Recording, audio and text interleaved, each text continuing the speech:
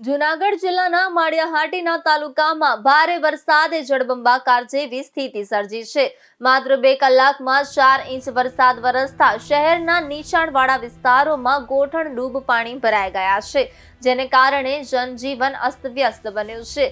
શાક market, Ranchhodnagar society અને જલારામ મિલ plot સહિત નદી કાંઠાના વિસ્તારોમાં પાણી ભરાતા લોકોને ભારે મુશ્કેલીઓનો સામનો કરવો પડી રહ્યો છે। તાલુકાના વાંદરવાડ ગામે એસટી બસ પણ પાણીમાં ફસાઈ ગઈ હતી, જેને બહાર કાઢવા તંત્ર દ્વારા કામગીરી હાથ ધરવામાં આવી છે।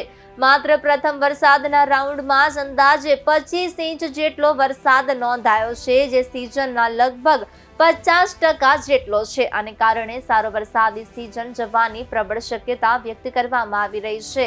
તાલુકાના નદી નાળા બે કાંઠે વહેતા થયા છે અને ભાખરવડ ડેમ સહિત અન્ય ડેમોમાં પણ નવા નીર આવ્યા છે।